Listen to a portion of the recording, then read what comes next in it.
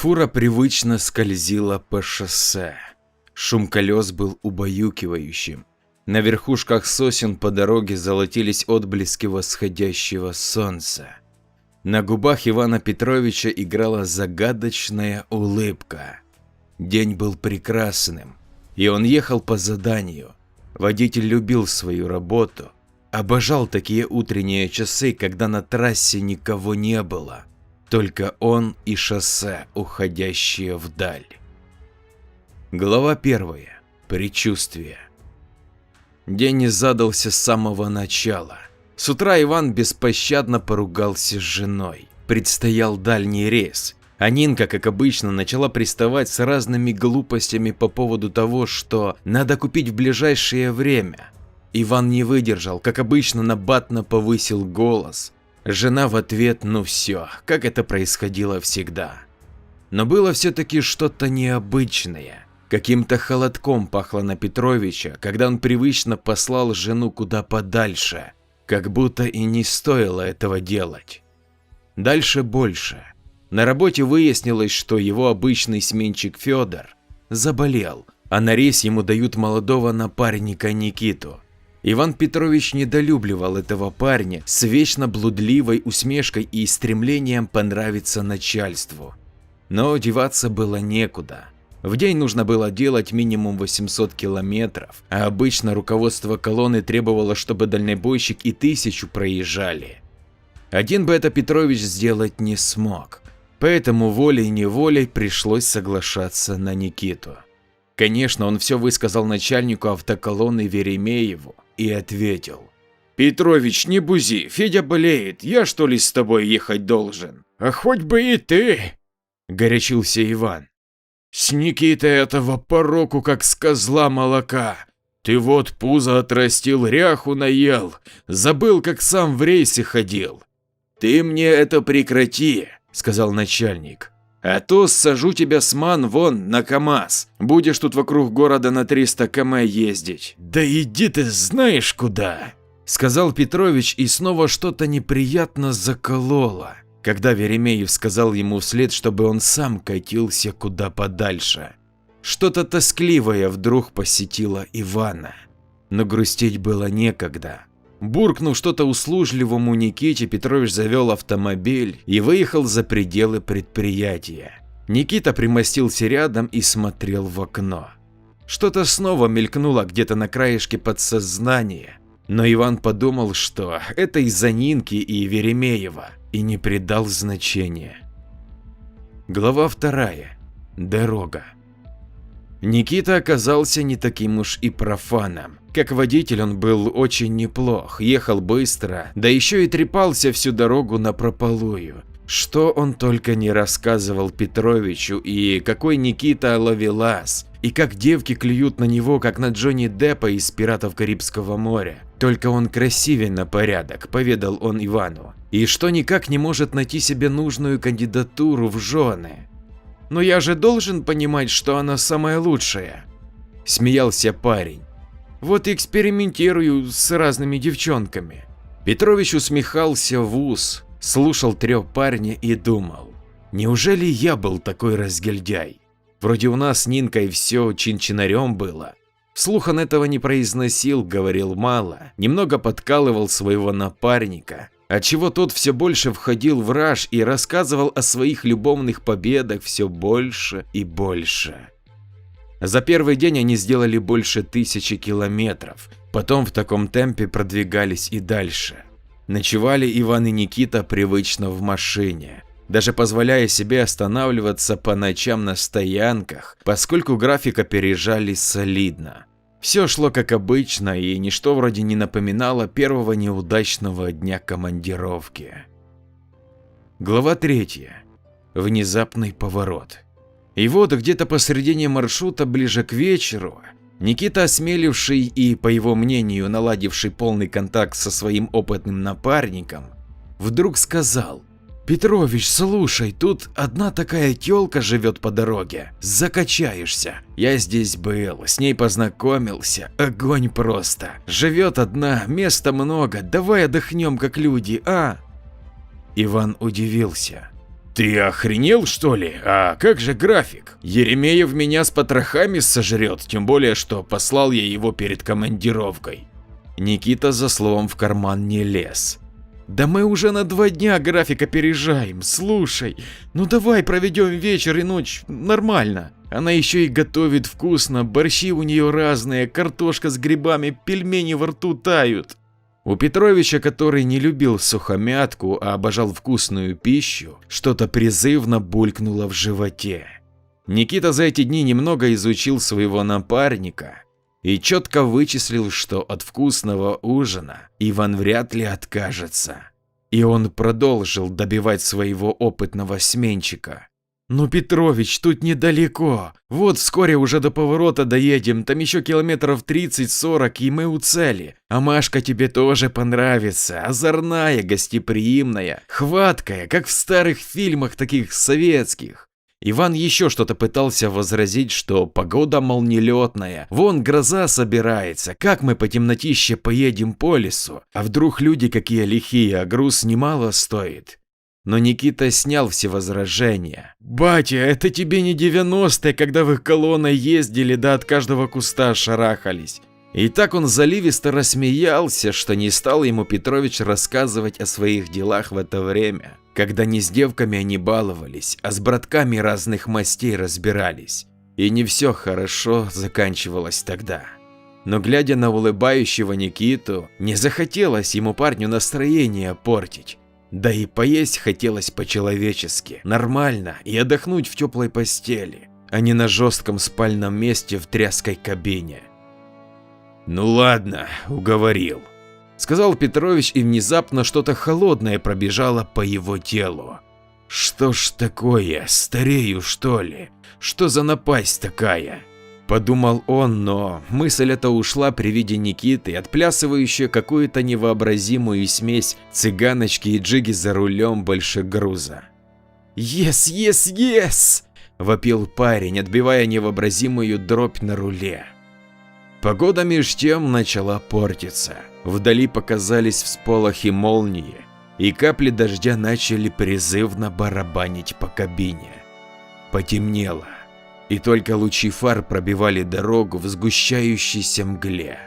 Петрович и Никита ехали по трассе, а парень становился все нетерпеливее. Он все пристальнее вглядывался вдаль и боялся пропустить свой заветный поворот. Пару раз он очень внимательно смотрел на примыкающие дороги, но каждый раз проезжал мимо, бурча себе под нос: «Нет, не то». И наконец он увидел впереди видимо знакомые места. Его лицо озарилось лучистой улыбкой, и Никита резко вывернул руль, а фура повернула на местную дорогу. Глава 4. Дорога к дому.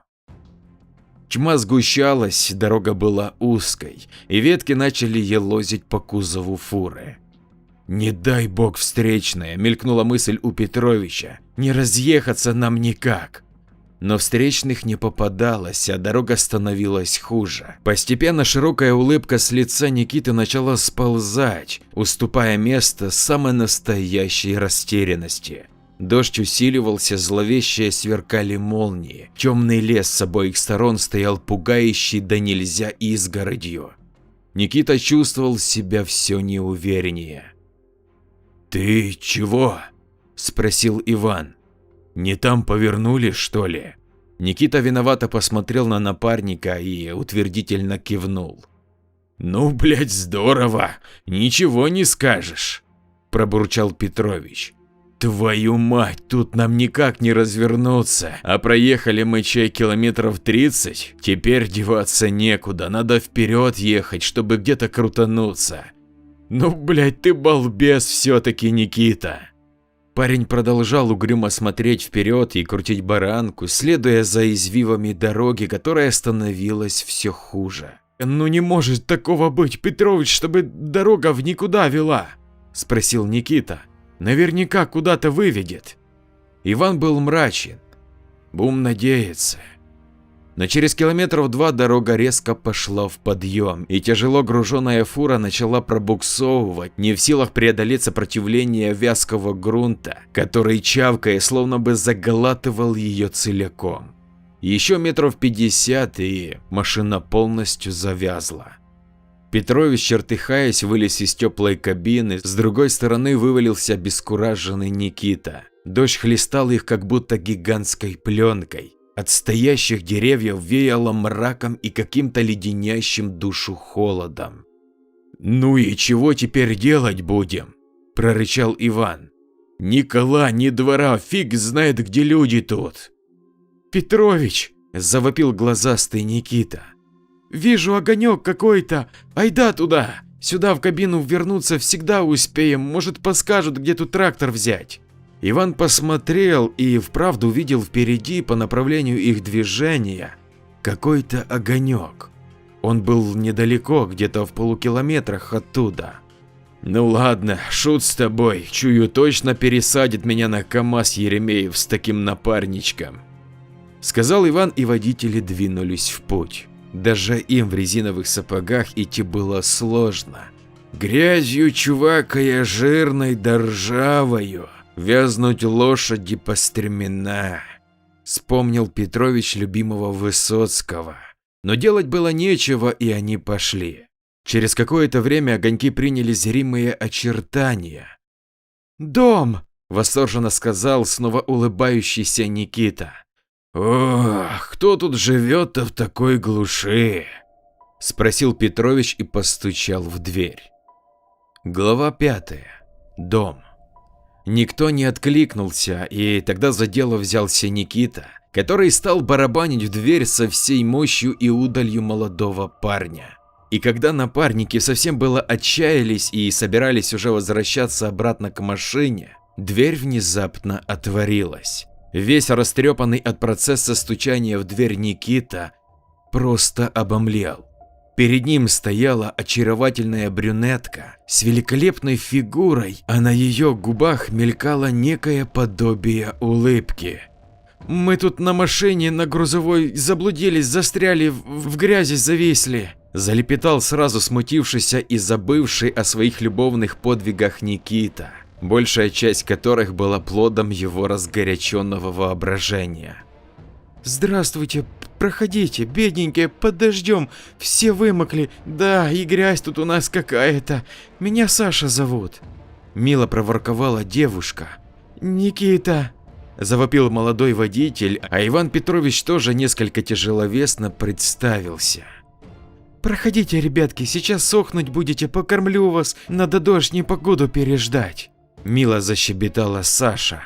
«А завтра с утречка можно в деревню сходить, здесь дорожка лесная, всего-то 2 километра, там и трактор можно найти, он через просеку проедет». «Ну, да», – солидно протянул Петрович. «А тут у вас перед домом как раз место для разворота есть, дернет нас трактор, чуть подсохнет, мы тут и развернемся, а в обратку с горы машина пройдет». «Ну вот и прекрасно», – улыбнулась Саша и как-то очень внимательно посмотрела на Никиту. Парень смутился, чуть покраснел, но глаз не отвел.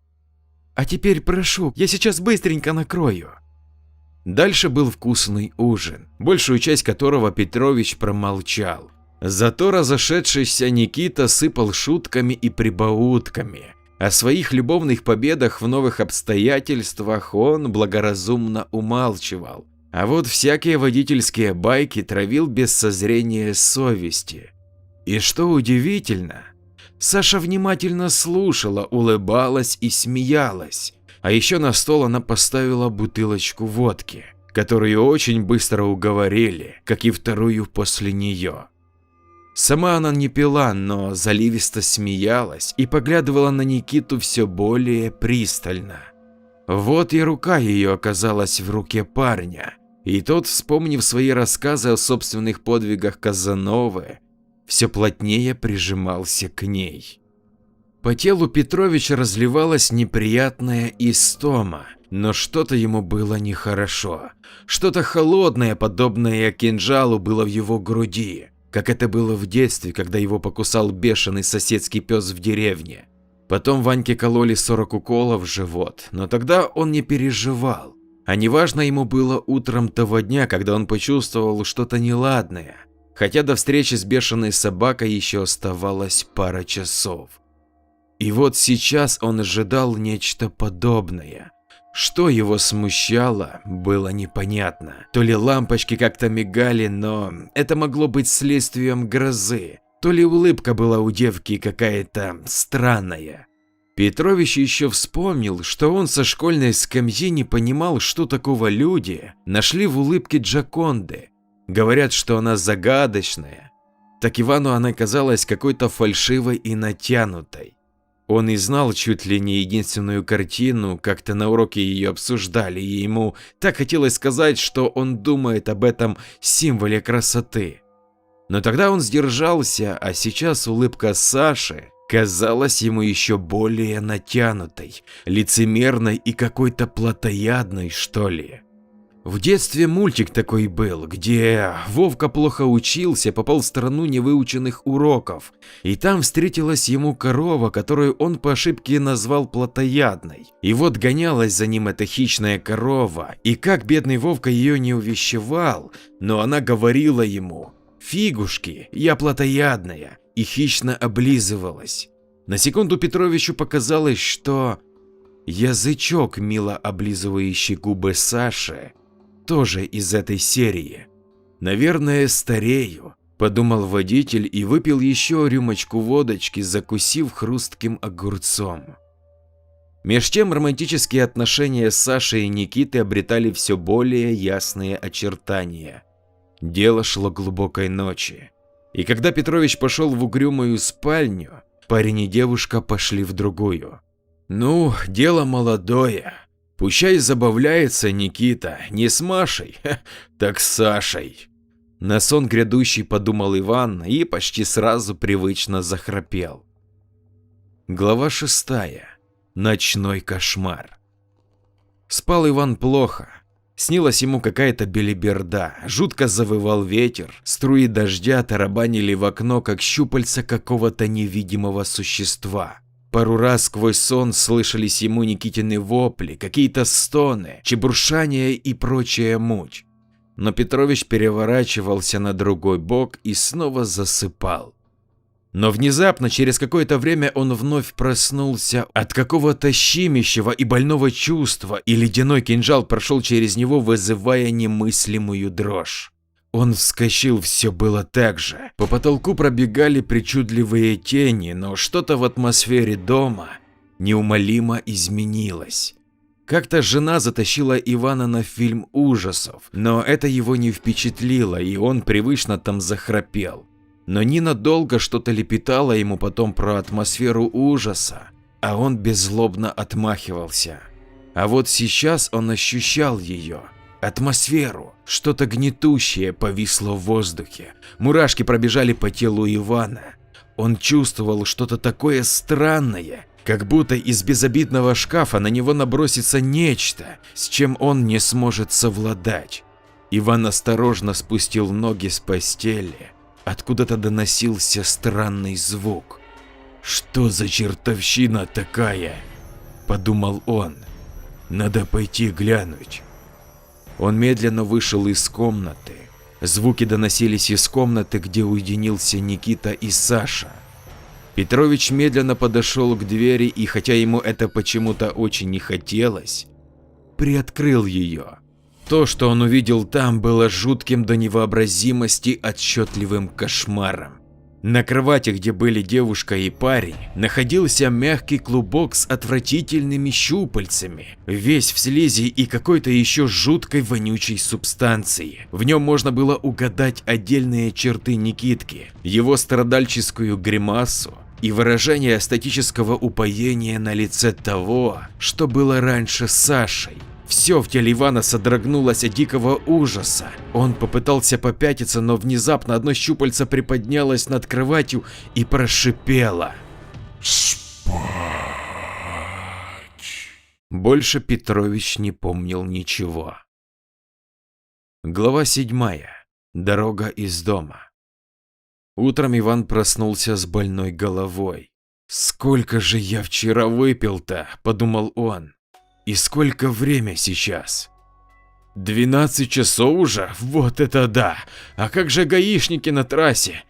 И тут Петровича прошиб холодный пот. Он вспомнил, что ему вчера привиделось. Мысли о злобных гайцах тут же вылетели из его головы. Кошмар был настолько реален, что Иван невольно оглянулся вокруг в поисках какого-нибудь оружия.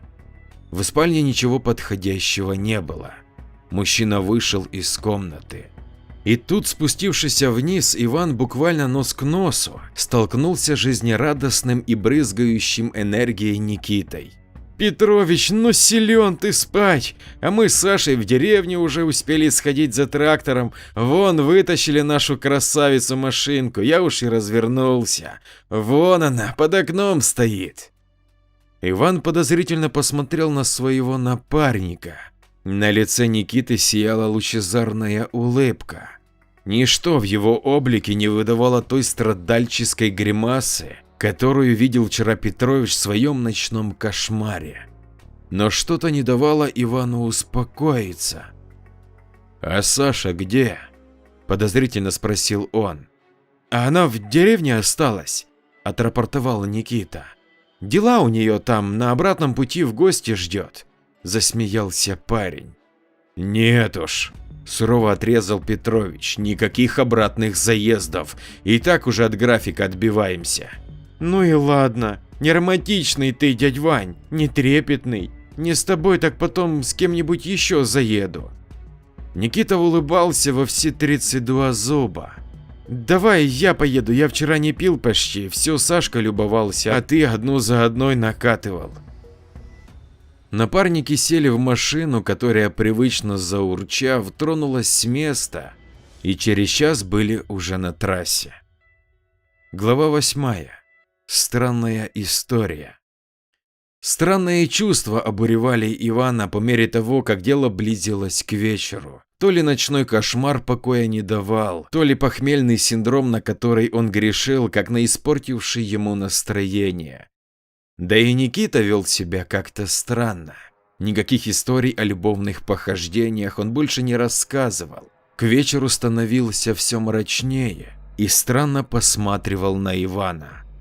Петрович тоже не торопился завязывать разговор, но все-таки, когда стало смеркаться, спросил своего напарника, где они в этот раз будут ночевать. Тот ответил, что был в этих местах и знает дальше по трассе уединенное местечко. И когда совсем уже потемнело, Никита сказал, что до стоянки осталось час езды, и что хочет он рассказать Петровичу одну историю, которую ему поведала вчера Саша, когда они насладились любовными утехами. Никита помрачнел, сделал паузу, как положено большим рассказчикам, и начал. Давным-давно в здешних местах начали твориться странные вещи. Люди стали пропадать, как будто их и не было вовсе. Дело было еще до революции. И сюда приехал большой чин из полицейского управления, который эти происшествия и расследовал. Пытался он что-то найти, да так и ничего не обнаружил и уехал восвояси. А потом за дело взялся местный чудак, Тришка. Он странный был и ходил и всем бормотал, что древнее зло, мол, пробудилось, и что люди как исчезали, так и будут это делать, а остановить его может только он, да и то ценой собственной жизни. Народ над болезным насмехался, но снова исчезали люди. А уж когда пропала дочь местного старосты, красоты невиданной, и вовсе все бросились ее искать, но ничего не обнаружили. И тогда к старости пришел Тришка и сказал, что сможет он дочь его найти, но вот вытащить ее из объятий зла, наверное, не в силах будет. Но повидать староста сможет ее, хотя скорее всего и ценой собственной жизни. А еще сказал этот Трифон Блаженный, что сможет он запечатать вход для людей в то место, куда со старостой предлагал отправиться, чтобы не пропадали более человеки из мест близлежащих. Подумал староста, да и согласился. С тех пор не видели ни старосту, ни дочь его, ни Трифона Блаженного. Молва говорила, что удалось ему запечатать место окаянное ценой своей жизни. Рассказал Никита эту историю, да и замолчал. Иван внимательно посмотрел на парня, что-то странное, чужое и неприсущее ему появилось в его облике. Он как будто бы разом повзрослел, посуровел, никаких смешных чертиков больше не плясало в глазах озорного парня. Скорее наоборот, в облике появилось что-то хищное.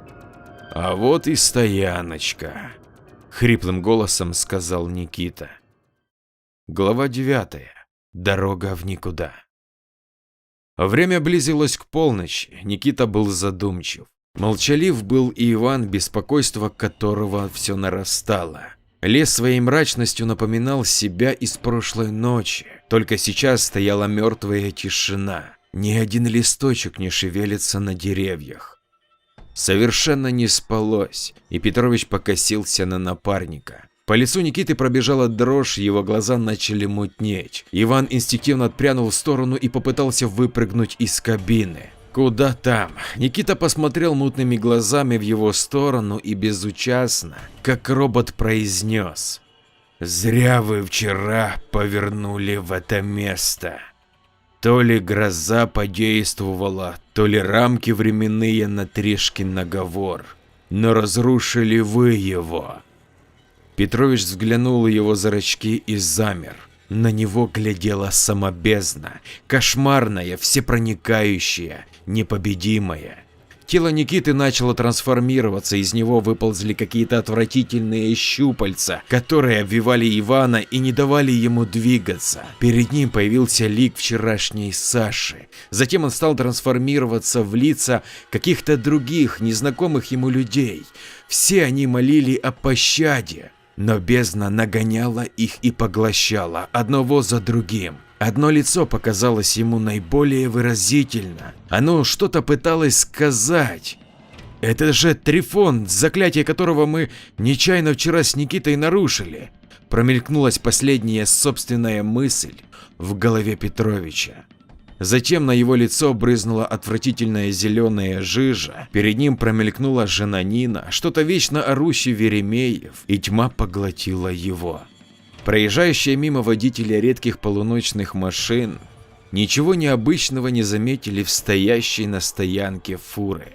Только какие-то сумеречные отблески периодически появлялись в кромешной тьме, да тихо и скорбно стояли деревья вокруг, скрывая страшную тайну произошедшего. Фура привычно скользила по шоссе, шум колес был убаюкивающим. На верхушках сосен по дороге золотились отблески восходящего солнца. На губах Ивана Петровича играла загадочная улыбка. День был прекрасным, и он ехал по заданию. Водитель любил свою работу, обожал такие утренние часы, когда на трассе никого не было. Только он и шоссе, уходящее вдаль. Еще больше то, что сейчас сидела в кабине машины, обожала поглощать души и трансформироваться в поглощенные тела. Сейчас оно было довольно, жмурилось на взошедшее солнышко, чуть подслеповатыми глазами, которые недавно принадлежали Ивану Петровичу, и готово было заурчать, как сытный кот. Таких, как Тришка, сейчас нет. Или почти нет. Я буду жить вечно, и вечно будет длиться мое удовольствие. Оно вышло на охоту. Оно продолжает свое движение по дороге в никуда. И горе тому, кто встретится на его пути, усыпанном невинными жертвами. Ну что ж, если ты досмотрел этот ролик до конца, то он действительно был для тебя интересен. Прошу тебя потратить еще буквально 20 секунд времени для написания комментария, ведь только твоего мнения или просто смайлика не хватает для продвижения. Кто, как не ты, поможет мне в этом? Предлагаю тебе посмотреть еще какой-то ролик из представленных, а я побежал пилить для тебя новый рассказ. Жму руку тебе, бро, а если ты девочка, то крепко обнимаю. С уважением, твой Андрей.